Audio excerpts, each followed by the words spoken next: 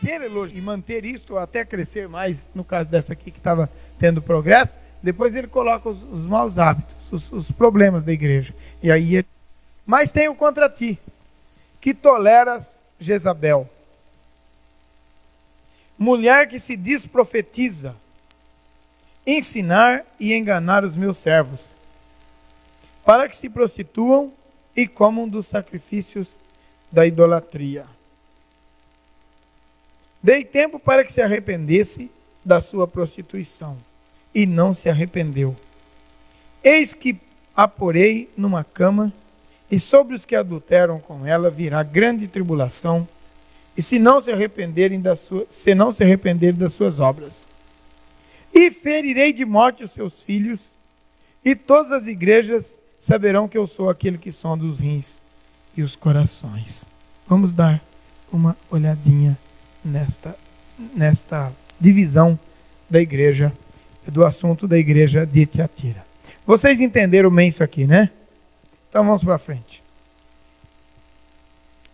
Tenho, porém, contra ti que toleras Jezabel. O que a Jezabel ensinava? Praticar a prostituição. Prostituição.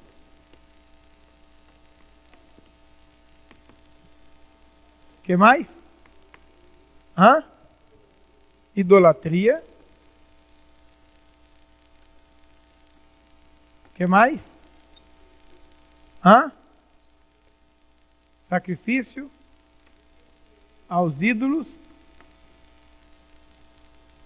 e profecia. Falsa profecia, né? Vamos colocar aqui. Falsa profecia. É com essa mesmo, isso aqui é, né? Tá certo, às vezes eu troco as coisas. Profecia. Eu escrevo muito errado. Eu erro, troco S por C, eu troco J por G, eu troco tudo. Tá faltando aqui cortar o T. Tá bom. Eu troco às vezes as letras, eu acho que eu fui mal alfabetizado. Bom, então vamos lá. Mas eu não tenho problema com isso não. Eu troco, pergunto se troquei, se está errado vocês podem corrigir. Fica tranquilo. Não tenho vaidade pessoal. Sou liberto, graças a Deus. Né? Então, falsa profecia.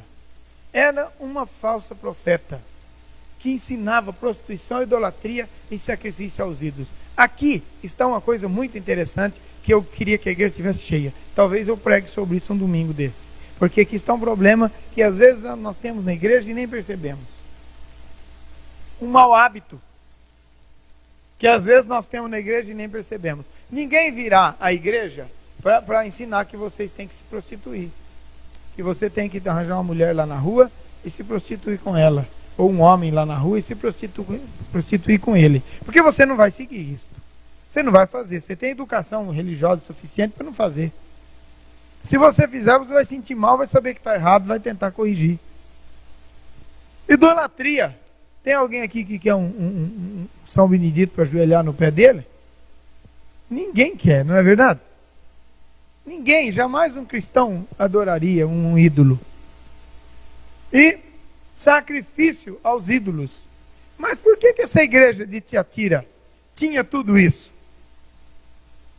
Por que ela tinha tudo isso? Por causa da falsa profecia. Mas vocês querem ver o que estava acontecendo em Tiatira? E você vai ver que isso acontece hoje nas igrejas? É a mesma coisa. A falsa profecia não precisa, você já sabe o que é. Né? Se diz profetiza. Profetiza, porque assim diz o Senhor, e não é profecia coisa nenhuma. É conversa fiada.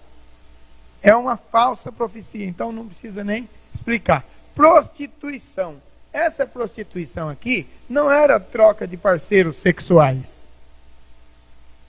Presta atenção nisso, que isso é importante. Essa prostituição aqui era... Por isso que essa mulher é chamada de... É com Z aqui, né? Jezabel. Essa mulher é chamada de Jezabel. O que é que fazia Jezabel, mulher de Acabe? Qual era o tipo de prostituição que ela trouxe para a terra de Israel? prostituição espiritual. Substituiu o Deus verdadeiro, o Deus de Israel, pelos deuses estranhos lá do norte da Palestina.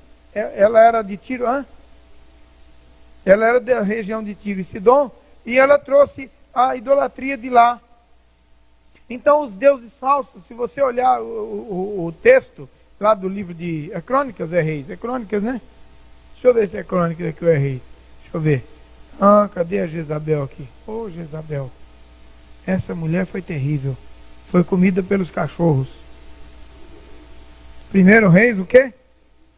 Primeiro Reis 16. Primeira Reis. Primeiro livro de Reis. Primeiro Reis 16. Não é só um versículo, não, é o capítulo inteiro, né? Primeiro Reis 16 vai aparecer. Qual era o tipo de prostituição? A prostituição que ela cometia era prostituição espiritual. Era uma prostituição espiritual. Trocar o verdadeiro Deus por um Deus falso. Ela trouxe os deuses de Tiro e Sidom para a Palestina, para Israel. E o que aconteceu? O marido dela mandou construir altares, que era o rei Acabe, para esses deuses. E ela encheu Israel de altares. Então não era prostituição sexual, era prostituição espiritual. Idolatria, mesma coisa. Então ela trouxe que era esta idolatria. E sacrifício aos ídolos. Sacrifício aos ídolos, que é a mesma coisa. Agora, no tempo da igreja de Tiatira, o que é que estava acontecendo que Deus comparou, que o Senhor Jesus, então comparou com a experiência de Jezabel? Vamos analisar uma coisa. Havia na igreja de Tiatira alguns que diziam assim: que bobagem, esse negócio de dizer eu não adoro o imperador, não tem problema nenhum, gente. Vamos morrer agora por causa disso? Não, quando os exatores romanos vierem e perguntarem se você adora o imperador como Deus, pode dizer que adora, qual o problema? Qual o problema? E depois você não adora nada. Você simplesmente faz de conta que está igual a eles. Mas você não está igual a eles. Você faz de conta. Faz apenas o papel social. O imperador de Roma exige adoração, viva César, tem problema, bate palma e grita, viva César, e viva César. Mas o seu coração é de Jesus. Isso acontece hoje na igreja? Acontece. Acontece aquele cristão que tem dois comportamentos, está fazendo exatamente isso. Aqui na igreja ele se comporta de um jeito. E lá no mundo de outro jeito. Ele faz o papel social lá no mundo. Lá fora. Então na igreja, está errado. Está errado. Mas está tão errado que Jesus está chamando a atenção ali. Então, irmão, irmã, do jeitinho que você é na igreja, você tem que ser lá fora. A sua maneira de vestir tem que ser a mesma. A sua linguagem tem que ser a mesma.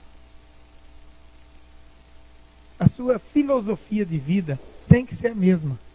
Aqui dentro e lá fora. Não tente enganar o imperador. O imperador você engana, mas Jesus não. Por isso que ele diz, os olhos como chama de fogo. Ele tem os olhos como chama de fogo. Isso diz aquele que tem os olhos como chama de fogo. Então, irmãos, aqui tem o pecado da falsa ou do falso ensino, que é esse. Não tem problema não. Faz apenas o papel social. Olha, lá na sua escola, todo mundo anda assim, desse jeito, você vai igual eles, para não ficar quadrado. Senão todo mundo vai dizer, ei, mas você é xarope, hein? Não, lá você vai assim, não tem problema, o pastor entende isso. O pastor entende, mas Jesus reprova. Aí quando o pastor pega no pé, pastor radical, então Jesus é mais. Jesus reprova mesmo. O cristão, irmãos, tem que ser diferente do mundo. Não tem jeito. Se ele tiver duas maneiras de agir, ele está caindo no pecado de Tiatira. Ele está no mau hábito da igreja de Tiatira. Então, prostituição espiritual. Olha lá, prostituição. Você está substituindo, você está fazendo o papel social. Então, hoje está se fazendo a mesma coisa. Jezabel trouxe uma substituição do Deus verdadeiro pelo falso aqui. Esta Jezabel aqui, do tempo do Novo Testamento, ela não fazia aquilo que a outra fazia. Ela não trouxe lá uma prostituição como a outra Jezabel. Porque esse povo aqui não ia aceitar isso. Então, quando o diabo percebe que você não vai seguir a risco o que ele quer, ele diminui a dose e te leva na conversa. Entendeu? Ele só diminui a dose e te leva na mesma conversa. Né? Então, é por aí que vai. A idolatria, então, é a mesma coisa. E aí, se vier a cobrança, você vai ficar bravo, você vai ficar muito macho e vai dizer, vou embora dessa porcaria dessa igreja. Você já adquiriu já o mau hábito. E o sacrifício aos ídolos? Bom, aqui o que era? Então o imperador exigia adoração e havia os ídolos. E esses ídolos, então eles recebiam sacrifício. E a igreja recebeu uma orientação lá em Atos capítulo 15, que os cristãos devem abster-se de carne ou coisa sacrificada aos ídolos.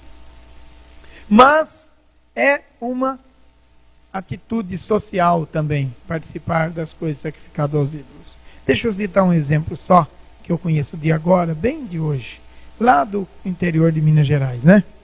Lá tem o dia de São João.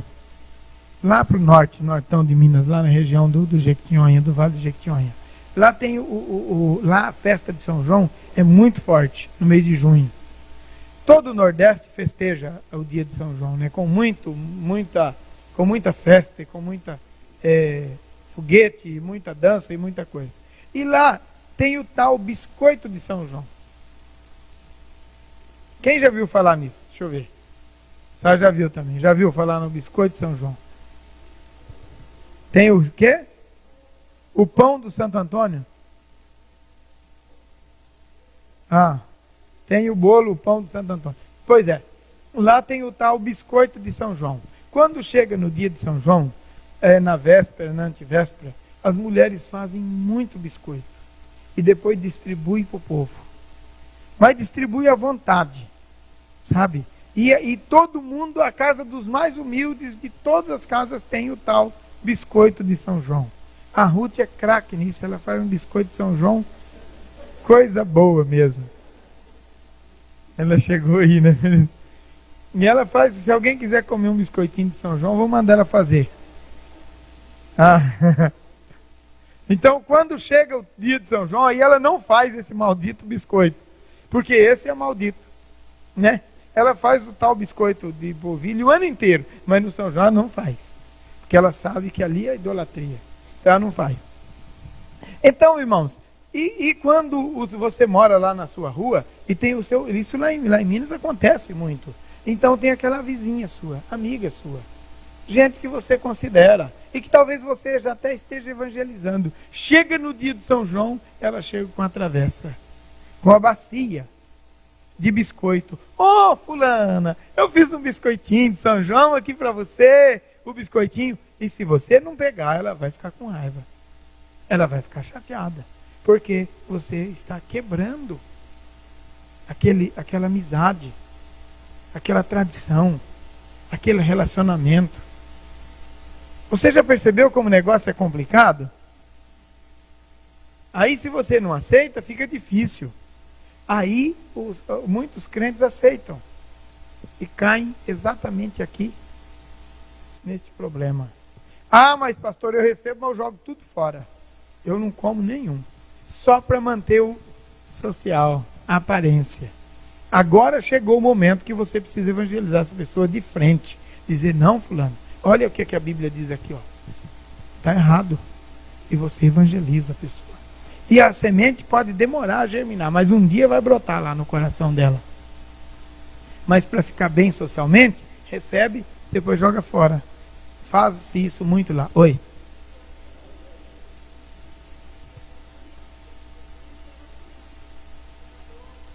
Também, mas só que esse já não é mais regional, é no Brasil todo, né? Oi?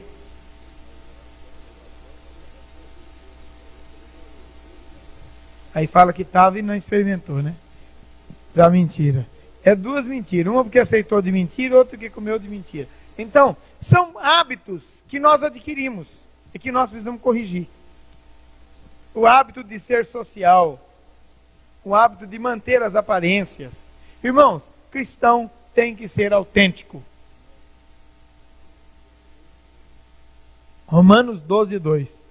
E não vos conformeis com este século, mas transformai-vos pela renovação do vosso entendimento, para que experimenteis qual seja a boa, perfeita e agradável vontade de Deus, né?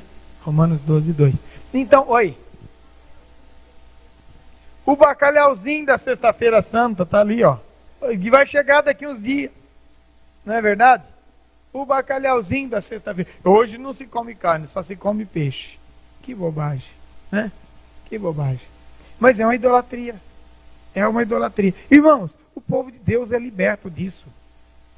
Ah, mas agora tem muitas igrejas que dizem, não, nós não estamos mais no tempo do cativeiro. Nós somos livres, nós somos libertos. E nós não temos... Aí mundaniza a igreja. Isso é uma forma de mundanismo.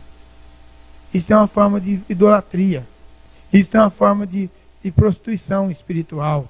Isso é uma forma de sacrifício, de aceitar sacrifício. Então, aquela vizinha traz o docinho do Cosme Damião, que aqui em São Paulo usa-se muito isso. O bolo, a bala do Cosme Damião, né? E quer dar para suas crianças, quer dar para sua família. Esta é uma boa hora para você evangelizar. Esta é uma boa hora para você falar de Jesus. Não é para você ficar envergonhado ou envergonhada e se acovardar diante da feitiçaria que está ali na sua cara. Agora é a hora de você empunhar a espada. E com muito amor.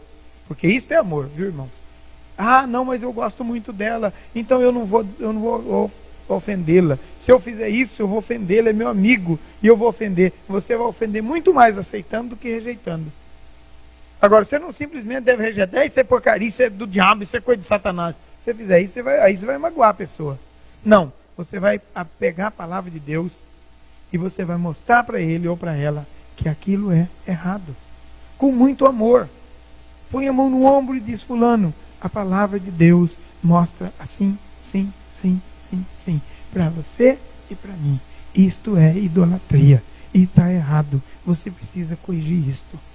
A pessoa talvez vai até achar ruim na hora. Vai até ficar com raiva. Vai até ficar chateada. Talvez encontre com você no outro dia, não fala com você, não te cumprimenta. Mas você vai quebrar o gelo. Você vai chegar e cumprimentar. Ou, tudo bem, como é que tá e tal. Ele vai ficar meio sem graça e tal. Depois de uns dias, já passou. E a mensagem ficou lá. E a palavra ficou no coração da pessoa. O crente tem que ser verdadeiro. Não pode ser falso. O social tem que ser quebrado quando isto envolve a sua vida espiritual. Está vendo como nós temos maus hábitos? Existem outros tantos que nós podemos corrigir. Vamos mais para frente aqui. Dei-lhe tempo para que se arrependesse da sua prostituição, e não se arrependeu. Eis que a porei numa cama, e sobre os que adulteram com ela virá grande tribulação, se não se arrependerem das suas obras. Aqui eu quero quebrar um mito que existe na igreja. E eu já vi esse mito aqui dentro dessa igreja. Sempre eu digo, essa Tiatira é a igreja dos maus hábitos. E agora vamos corrigir os nossos. Olha, Deus vai pesar a mão. Isso é mentira. Deus vai pesar a mão. Ah, olha o que está escrito. Eu vou te pôr na cama. Aí vai para esse texto aqui. Quem era essa mulher? Ela não era serva de Deus. Ela era uma falsa profetisa. Deus não pesa a mão sobre os seus filhos. O que pode acontecer é Ele tirar de sobre nós a sua misericórdia. E aí nós vamos sofrer as consequências das nossas atitudes. E eu volto a dizer, essa história de Deus pesar a mão é a mesma visão errada que se tem daquele Deus tirano que está com um pedaço de pau atrás de você para te arrebentar. Eu fui fazer uma visita esses dias, num determinado lugar lá em Carapicuíba que me foi pedido para visitar, e lá tem um grupo que saiu da Congregação Cristã do Brasil e está se reunindo numa casa lá, São Daniel, ali que é a Baixada. E eu cheguei lá, tem um pregador que está pregando para eles esse Deus irado, bravo, nervoso, que colocou lá os 10 mandamentos e está com cacete atrás de quem não obedeceu os 10 mandamentos para quebrar no pau. E ele arregala o olho assim, isso dá até um certo medo assim quando a gente olha para ele, que quando ele está pregando, ele arregala o olho assim e diz que Deus fez assim, oh! E o trovão veio, e Deus é terrível, e Deus, então quem quebrar o sábado vai se ver com Deus, porque vai encontrar com ele, e a coisa vai ser muito feia. Eu acho que o Deus dele é mais demônio do que o Deus verdadeiro, do que o demônio verdadeiro. Porque o Deus dele é tão terrível que quer quebrar todo mundo. Botou uma lei e se alguém quebrar vai entrar no cacete mesmo. E esse negócio de se quebra, se Deus pesar a mão, você vai ver. Irmãos, Deus nos ama como ama um filho. Você está doido para o teu filho fazer uma coisa errada para você quebrar ele no pau? Hã? Ou você está torcendo para ele não errar, que você não quer tomar uma atitude dessa com ele? Hã? Você tá torcendo para ele não errar, para ele fazer certinho, porque você não quer tomar uma atitude com ele, é ou não é? O nosso Deus é muito mais do que nós. Ele nos ama tremendamente. E o que acontece é o seguinte, irmãos, olha. Deus não pesa a mão sobre os seus filhos. O que acontece com os filhos de Deus é isso.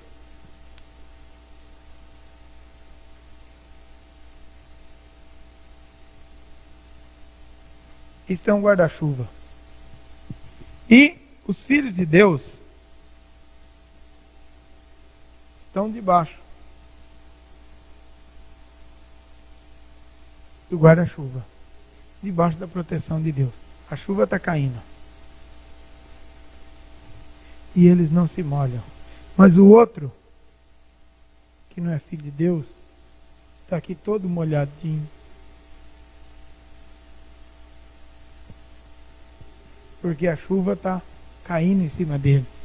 Isto é o que acontece com os filhos de Deus e com aqueles que não são filhos de Deus. Estão sujeitos. Exatamente. Aí é que está o problema. Então Deus não está pesando a mão sobre nós. Exatamente. O que acontece é que esse camarada aqui, ó, pode sair daqui. Vamos tirar ele daqui. Ele saiu daqui e veio para cá. O que vai acontecer com ele?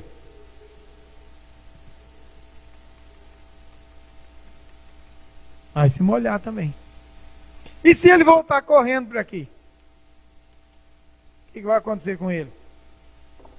Vai secar de novo. É ou não é? Mas ele pode trazer algumas consequências, uma gripe, um resfriado, não é verdade? Um reumatismo. É ou não é? A mesma coisa, irmãos. Deus está sempre com as suas mãos estendidas. A mão do Senhor não está encolhida, o braço do Senhor não está mirrado, para que não possa abençoar. Mas se nós saímos debaixo do guarda-chuva de Deus, se nós saímos de debaixo da graça de Deus, e aí você pode encontrar milhares de textos na Bíblia. Lembra do povo de Israel quando estava no deserto? O que é que tinha sobre eles? Uma nuvem. E se eles saíssem de debaixo da nuvem? Estragava o sapato, a sandália, né, que eles usavam naquela época, a roupa rasgava, o sol queimava a careca dele, né? Não é? Devia ter um careca lá, não tinha? Aqui na igreja tem, lá também devia ter. Lá tinha 600 mil homens. Aqui, nós, só nesse grupinho, nós temos aqui 1, 2, 3. Tem 3 carecas aqui. Quer dizer, uns com uns careca, outros mais pouca pena, mas é careca também, né? E lá? Lá tinha milhares, quem sabe? Numa multidão de 600 mil, né? 600 mil homens, fora mulheres e crianças. Paulinho fica todo sorridente, sabe que tem um cabeleiro ali, né? Bom, então veja. Será, irmãos, que é diferente na igreja de Jesus hoje? Olha, Deus continua abençoando o seu povo. E quem está debaixo do guarda-chuva de Deus, quem está debaixo da nuvem, não sofre as consequências daquele que está fora da nuvem. Quem estava fora da nuvem, logo o seu calçado ia estragar, sua roupa ia rasgar, o sol ia queimar a careca dele, e as coisas todas iam acontecer. Mas se ele continuasse debaixo, não ia acontecer nada de errado com ele. Poderia acontecer aqui e ali um acidente ou outro, mas ele estava debaixo da proteção de Deus. Entende isso? Os irmãos entendem isso. Então, irmãos, o nosso Deus é um Deus que estende as suas mãos e continua abençoando. Mas nós podemos tomar a atitude errada e sair de debaixo. E foi isso que aconteceu aqui. Observe o que aqui diz a sequência do texto. Dei-lhe tempo. Dei-lhe tempo para que se arrependesse da sua prostituição. E não se arrependeu. Então, mesmo sendo uma falsa profetisa, não era filha de Deus, não era serva de Deus, era uma falsa profetisa que estava ali no meio. Mesmo com aqueles que não são filhos de Deus, Deus ainda dá tempo para eles se arrependerem. Olha a longanimidade de Deus. Isso não está falando para filho, isso está falando para falsos profetas. Agora sim, eis que eu a porei numa cama, e sobre os que adulteram com ela virá grande tribulação, se não se arrependerem das suas obras. Ora, ela vai sofrer o juízo de Deus agora. Se não se arrependerem. E os que com ela se prostituem, esses são aqueles que são da igreja, mas que estão se envolvendo com essa falsa profetisa. Se eles não se arrependerem, eles vão entrar em grande tribulação, se não se arrependerem das suas obras. Então, para aquele cristão que comete pecado, ainda há solução. Arrependimento. Arrepende, abandona o pecado e Deus vai lhe dar a vitória, vai abençoar a sua vida, sem dúvida alguma. Ferirei de morte os seus filhos. Filhos de quem? Filhos da prostituta. Filhos da falsa profetisa. Isto não são filhos biológicos, são filhos espirituais. Filhos de prostituta espiritual. Aqueles que estão no mesmo espírito, que têm a mesma atitude. Ferirei de morte os seus filhos. Deus não disse, eu ferirei de morte os meus filhos. Deus disse, eu ferirei de morte os seus filhos. Está vendo? E todas as igrejas saberão que eu sou aquele que sonda os rins e os corações. E eu darei a cada um segundo as vossas obras. Mas eu vos digo, a vós e aos restantes que estão em Tiatira, a todos quanto não têm essa doutrina. Que doutrina, irmãos? Qual a doutrina? A doutrina de manter as aparências do mundo para viver de bem com o mundo. Quer andar de bem com a igreja e de bem com o mundo. De bem com Deus, né?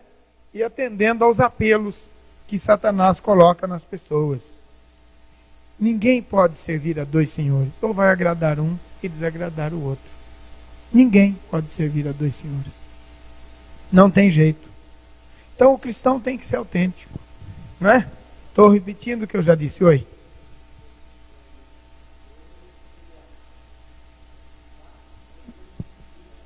Sim, ela tinha um grupo que era cristão autêntico e outro que não era. Estava junto na mesma igreja. Aqui também tem isso.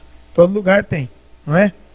E ele está tentando corrigir com essa atitude agora. Mas eu vos digo que a vós, aos restantes que estão em Tiatira, e a todos quantos não têm essa doutrina, e não conhecem, como dizem, as profundezas de Satanás, que outra carga não porei. Que não conhecem as profundezas de Satanás. Isto aqui, eu quero comentar de duas maneiras. Há na igreja, irmãos, presta atenção, dois tipos de problemas aqui. Primeiro, é que as pessoas às vezes dizem,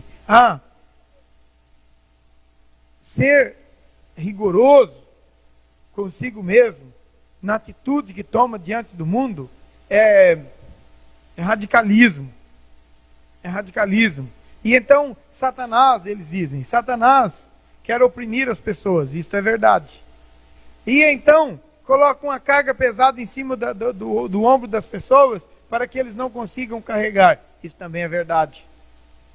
Aí, quando a gente fala sobre santificação, sobre deixar o mundo e tal, aí dizem, isso é fardo, isso é peso de homem, isto é coisa que o diabo quer pôr para você andar sofrendo, cara fechada, triste, angustiado.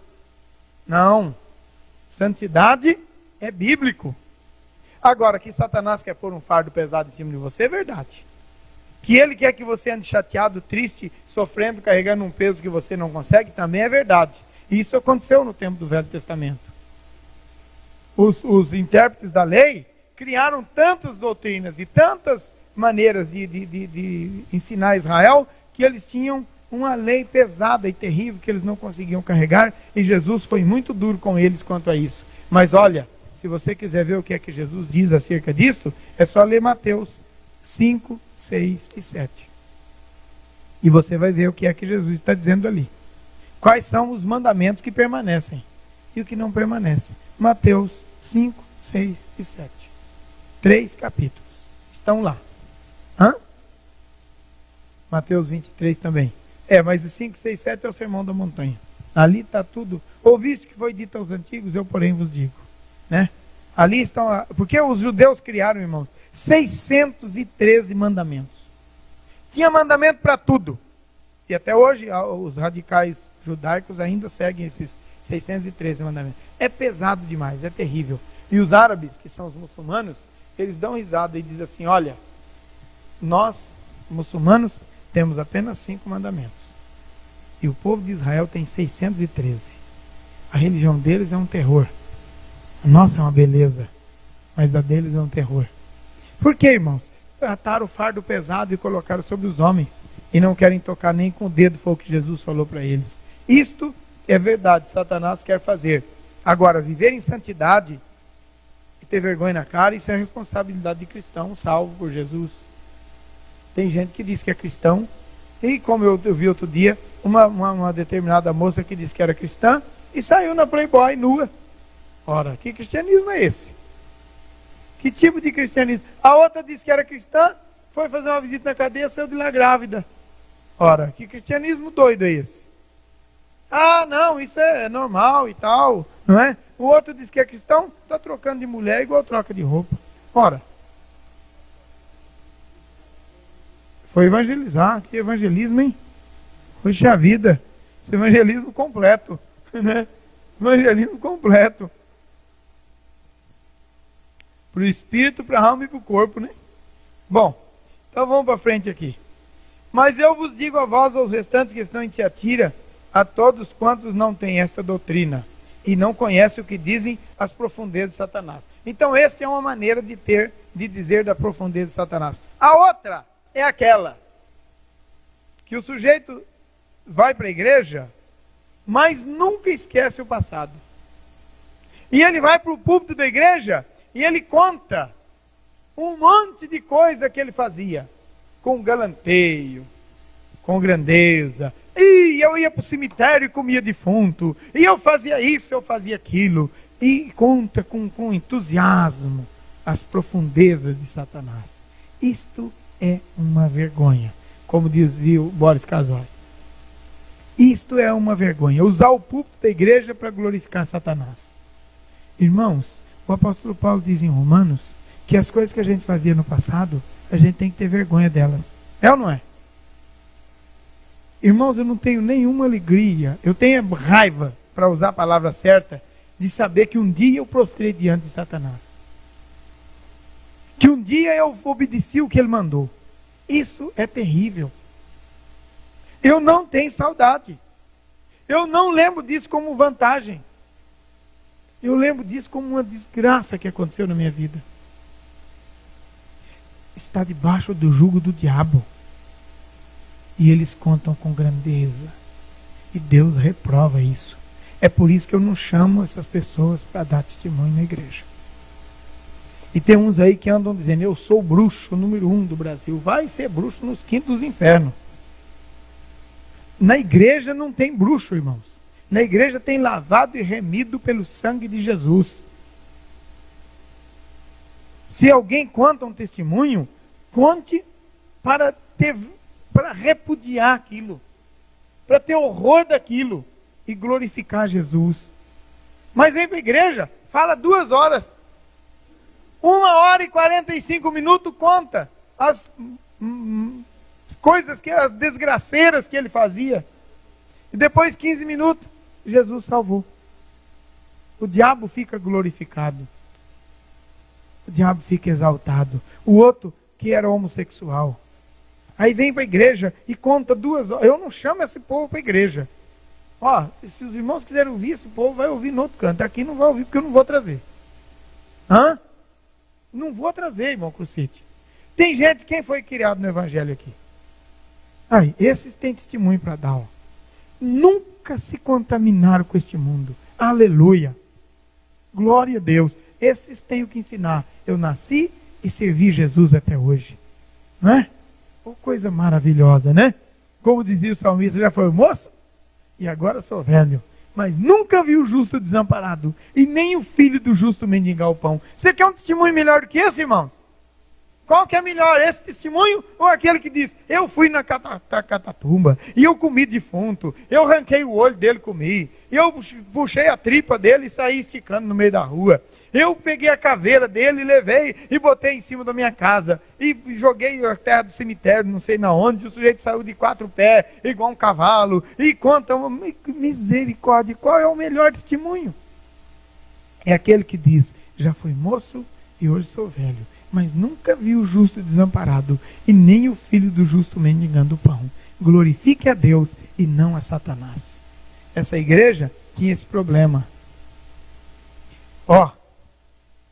Mas eu vos digo a vós, aos restantes que estão em Tiatira, a todos quantos não têm essa doutrina e não conheceram, como dizem, as profundezas de Satanás. Não conheceram as profundezas de Satanás. Graças a Deus. Né? Outra carga não vos porei, mas o que tendes, retende-o até que eu venha. Então esses que levantaram a mão aí, que nasceram no Evangelho e foram criados no Evangelho, olha o que é que o Senhor está dizendo para vocês aqui. Olha o que é que o Senhor está dizendo para vocês. Mas o que tendes, retende-o até que eu venha. Semana passada eu falei com vocês que tem um menininho, meu sobrinho, que disse que ia ser católico para poder ter testemunho para dar. Lembra disso? Cheguei lá em casa e ele estava lá. Chegou de Minas e veio passear. E ele dizia assim, todo mundo que vai na igreja dá testemunho que era católico, agora aceitou Jesus. Eu vou ser católico também, porque depois vou ter testemunho para dar. Está vendo como é que inverte a cabeça das crianças? Então, irmãos, vamos dar testemunho de Jesus, contar o que Jesus fez na nossa vida, o que Jesus faz, que Ele é maravilhoso, né? Alguém deve ter ido na igreja dele exaltar a vida de pecado. Alguém deve ter ido na igreja dele exaltar o tempo em que servia o diabo. Sabe? Satanás está doido para você inverter as coisas e glorificá-lo, ao invés de glorificar Jesus. O púlpito da igreja deve ser usado para glorificar Jesus. Peça teatral. Tem que ter cuidado com peça teatral. Tem peça teatral que glorifica o mundo, o diabo, as drogas, tudo. 1 hora. Depois 5 minutos, Jesus salva. Terrível, né? Terrível. Tem que ter cuidado. Eu tenho visto muitas peças teatrais. Algumas são maravilhosas. Levam um testemunho tremendo. Eu vi um grupo que veio trazer uma peça teatral de mímica, não falava nada. Não falava nada. Mas que coisa, irmãos. Como eles faziam, gesticulavam e traziam toda a doutrina, todo o ensino da palavra para a gente. Então, tudo isso tem que ter cuidado. Satanás está interessado em usar a igreja. Por que aqui na nossa igreja dificilmente manifesta um demônio? Vocês sabem por quê? Porque eu não dou trela para o diabo aqui. Se a gente começar a deixar ele fazer a festa dele, vem todo dia. Presta atenção nisso, irmãos. Se deixar ele fazer festa, ele vem todo dia. Se manifestar um demônio aqui, eu parar o culto para expulsar esse demônio e ficar aí meia hora. O que você faz? O que você fez? De onde é que você vem? Para onde é que você vai? Ele vai vir todo domingo doutrinar a igreja aqui. E tem uns bobo, palhaço, desculpa a expressão, que deixa o diabo fazer essas coisas na igreja deles. E aí está pregando uma mensagem inspirada por Deus, que vai trazer crescimento espiritual para a igreja, manifesta um demônio. Ele para tudo e vai entrevistar o diabo. E a mensagem de Deus ficou para outro dia, não sei para quando. E o diabo agora doutrina a igreja, o diabo agora fala e toma conta do culto. Pois aqui se manifestar um demônio vai ficar amarrado no banco aqui até terminar o culto. Ele vai ouvir o louvor, o cântico, a adoração, sempre agir desse jeito. Não tem festa. O diabo não faz festa aqui. Ele não faz festa.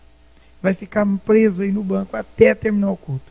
Quando terminar o culto, despede os irmãos, aí vamos lá. Ele está doido para ir embora, que ele não aguenta mais. Glorificou a Deus, cantou, adorou, exaltou, pregou, ensinou. E ele teve que escutar tudo.